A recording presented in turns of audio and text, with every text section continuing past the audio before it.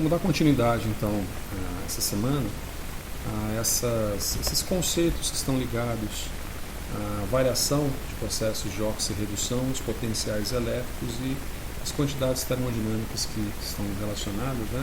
No caso, a gente explorou um pouco da variação de energia de Gibbs e entalpia e entropia numa outra situação. Bom, o que importa agora é o seguinte: a gente viu alguma coisa relacionada ao potencial elétrico e o efeito desse potencial elétrico, né, em função da temperatura. Isso são coisas experimentais que você tem bancado. Mas a outra seria ver qual que é o efeito desse potencial elétrico, vou colocar como E fica feio, né? Tá bom. Em relação a... vamos colocar... em relação a nada, vamos fazer surpresa, igual a gente fez aquela vez também. Em relação ao seguinte, tá? Vamos dizer que nós temos a equação aqui de Nernst, né? Então vamos colocar aqui a equação de Nernst. Equação de Nernst. E depois eu completo, tá bem? Vou colocar aqui, ó. Beleza? Aqui está em cima, controlar o horário, beleza. Então, a equação de Nernst que a gente colocou é essa daqui, né? Então você tem um potencial elétrico, vai ser um potencial padrão, menos RT sobre NF, né? E aqui você tem uma operação matemática de logaritmo natural sobre um coeficiente, né? Um quociente. Não é um coeficiente, é um quociente, que é uma razão. Bom, ocorre que essa razão aqui, ó, ela pode ser colocada como sendo uma relação de produtos sobre reagentes, né? Mas que vem, né, como a gente tinha exemplificado, que vem de uma outra relação, que é a relação de atividade química de um produto sobre atividade química de um reagente, que pode muito bem ser a atividade química dos íons H+, tá certo? Atividade química de prótons, sobre uma atividade padrão, que seria a atividade padrão é unitária, então sendo uma unidade padrão unitária, a gente deixa só dessa forma. Isso nos faz colocar então, que esse E pode muito bem ser colocado dessa forma, ó, onde você tem essa operação aqui, né? E tem essa operação aqui também. É interessante ver vou até mudar de coisinha, interessante ver essa expressão aqui, ó. Veja que R é a constante geral dos gases, T é a temperatura, N é o número de elétrons e F é a constante de Faraday. Então, se a gente fixar uma temperatura, se a gente colocar uma temperatura fixa, se a gente exemplificar aqui, ó, 298 graus, 298 Kelvin, tá? Que seria 25 graus, né? Isso aqui é 25 graus, temperatura ambiente. Ambiente não sei onde, né? Ambiente não sei onde, 25 graus está difícil ficar no ambiente. A gente pode colocar essa expressão de uma forma mais numérica, né? A gente pode colocar essa expressão de uma forma numérica. Como a gente pode colocar essa expressão de uma forma numérica? Calculando, né? Então vamos abrir aqui uma calculadorazinha, tá?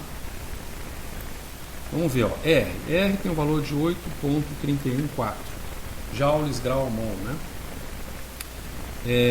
T, vamos colocar então 298 graus Kelvin. N, vamos dizer que você tenha um elétron, tá? Reação para um elétron, um mol de elétrons ou um elétron. Então vai ser 1. Constante de Faraday, vamos arredondar para 96.500, ok? Muito bem. Então se a gente divide esses termos, nós temos esse valor aqui. Então, curioso que isso aqui representa, vamos manter aqui essa expressão aqui, tá certo? Essa expressão em 25 graus, tá? Então, em 25 graus, a gente tem que RT sobre NF, quer dizer, em 25 graus, e 1 elétron, RT sobre NF vai ser igual a, lembra o número? 0,026, 26, né? Uma coisa assim. Então a gente tem aqui 0,0256 volts, certo? Isso aqui é aproximadamente 26 milivolts, né?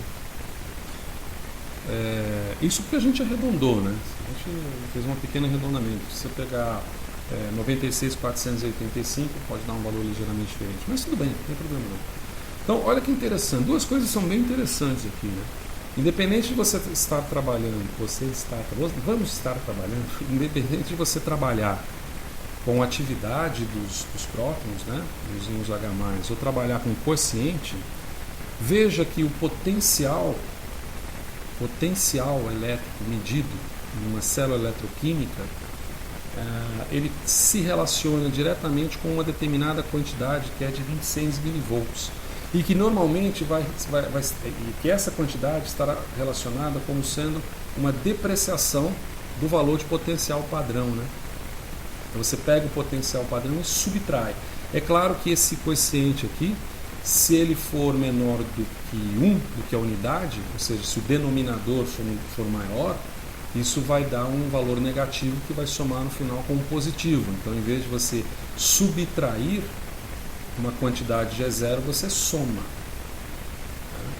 Agora, por outro lado, se ele tiver no produto sobre reagente, o produto for maior, dá uma quantidade positiva, o logaritmo vai dar uma quantidade positiva, isso aqui vai ficar negativo, então você irá subtrair o valor. Mas, independente disso, o que importa para a gente é que a gente tem essa possibilidade aqui, né, de expressar esse E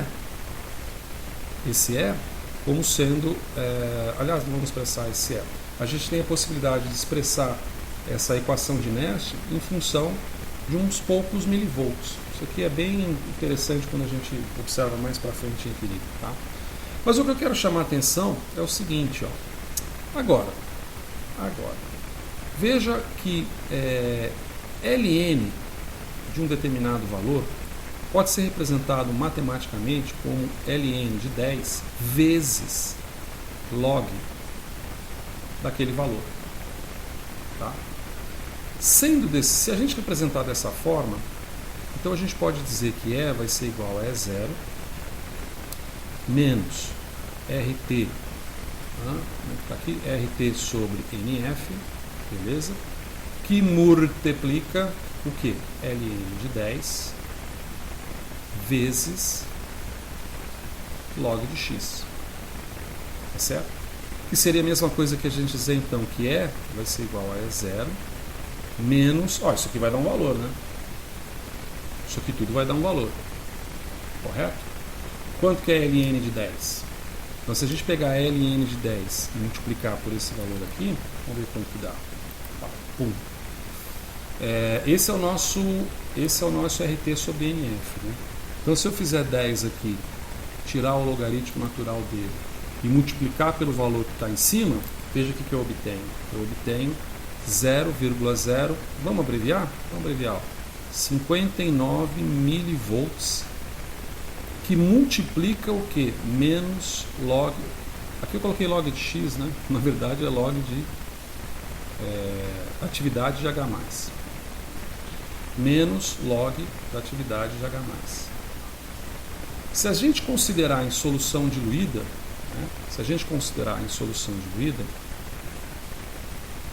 e aqui é aquilo que eu já comentei com vocês, solução diluída. O que é uma solução diluída? Né? É uma solução diluída. É uma solução que não segue a lei de gases ideais, não segue a lei de gases reais, não segue a lei de soluções ideais, nem de idealmente diluídas, não ideais, atividade química, concentração. Né? Então, numa solução diluída real, eu posso chamar essa atividade iônica de próton como sendo igual à concentração de H+. Se eu fizer isso, eu poderei então concluir, vou dividir aqui, passa para cá o oba. Então eu tenho que o meu potencial vai ser igual ao meu potencial padrão menos 59 milivolts vezes o quê? Vamos repetir, vezes menos log de H+, da concentração de H+. Ou seja, básico, portanto, o meu potencial vai ser igual ao meu potencial zero menos 57 milivolts vezes pH. Olha que legal. Veja que agora a gente tem uma relação que nos permite apreciar, por exemplo,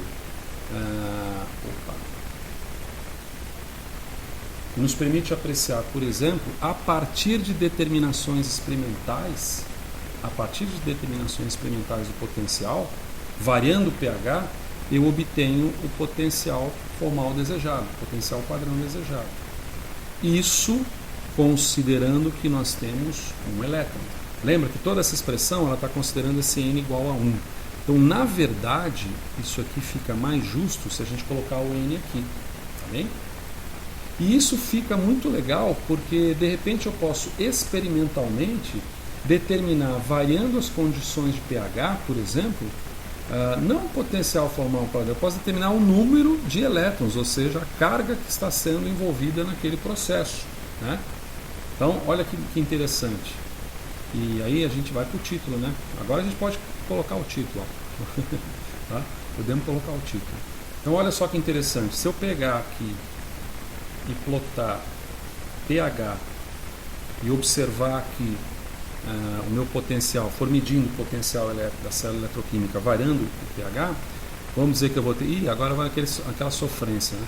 Vamos dizer que você tem os pontos experimentais assim, vou fazer outra cor, né? Fica mais colorido. E aí você vai ter então uma relação linear, mais ou menos linear aqui no caso, tá? Uma relação linear que me diz o quê? Que eu tenho um intercepto aqui, ó, que me dá diretamente o E0. Nossa, esse intercepto ficou cão, né?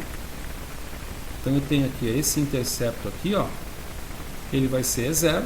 Então eu determino o potencial padrão, potencial formal padrão. E às vezes o potencial formal padrão biológico, para ser biológico, é só botar um risquinho aqui em cima, ó, pim, aí fica biológico, tá?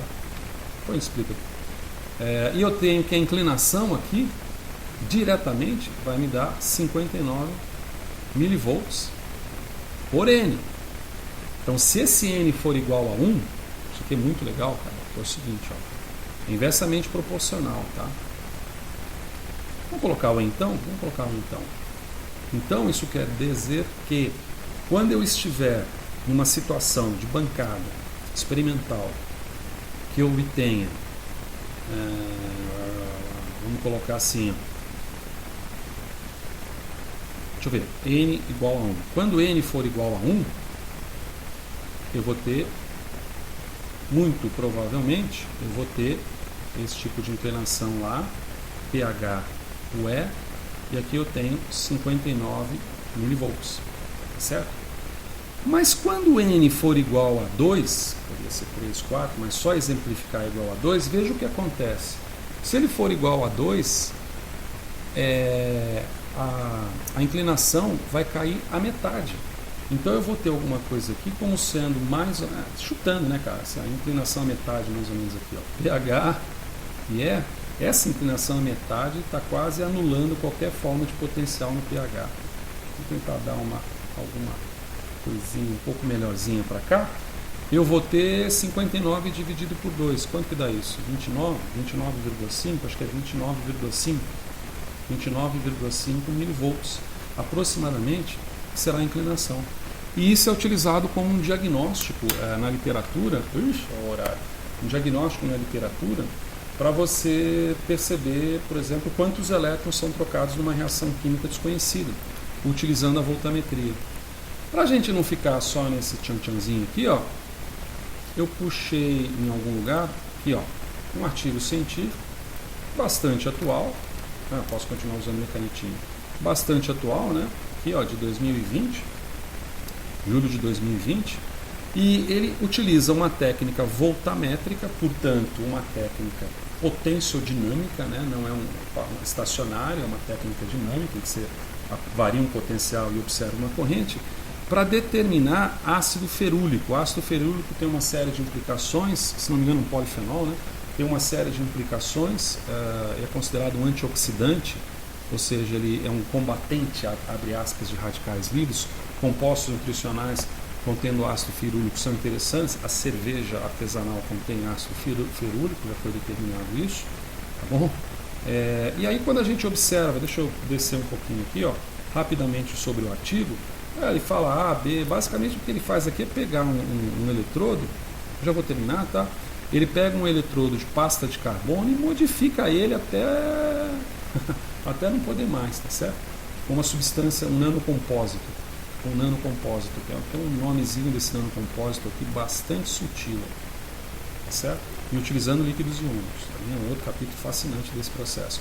Utiliza várias técnicas, utiliza, que nós vamos comentar, já comentamos, nós vamos detalhar, como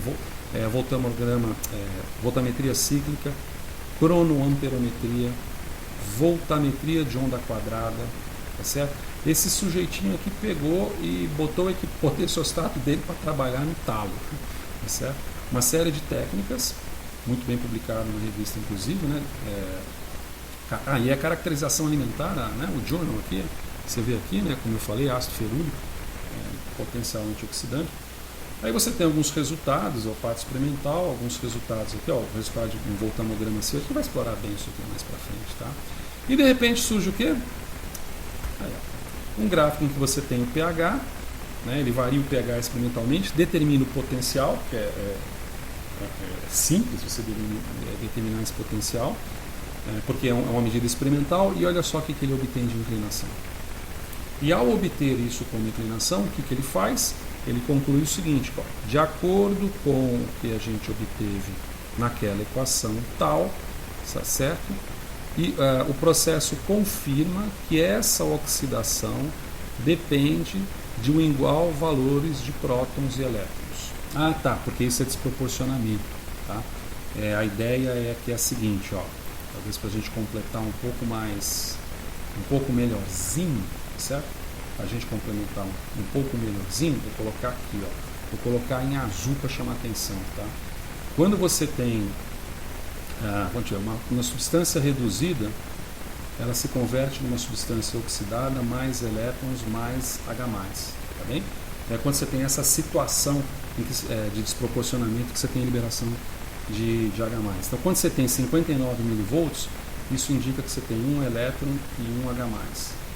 E quando você tem, por exemplo, essa situação aqui de baixo, isso aqui indica que você tem 2 elétrons e um H+. Tá? Então muda essa relação de desproporcionamento. Tá bem? Então, agora já não sei se o vídeo ficou longo ou ficou curto, mas o que eu tinha que exemplificar para vocês, o que eu gostaria de ter demonstrado para vocês é isso, né? Então tem situações em que você pega algumas informações ali da eletroquímica e eletroanálise e você utiliza ela no estado da arte de uma literatura recente, buscando parâmetros, como nesse caso específico, você determina se há desproporcionamento, liberando um próton ou 2 prótons, e também se você... Não é um próton ou 2 prótons, perdão, não é isso. Se você tem, no processo de oxidação, o transporte de carga ocorrendo com 1 ou 2 mols de elétron por mol de substância, o que é bem chique e fácil de obter experimentalmente, tá bem? Desde que você tenha um potenciostato, tá certo? Então deixa eu pincelar.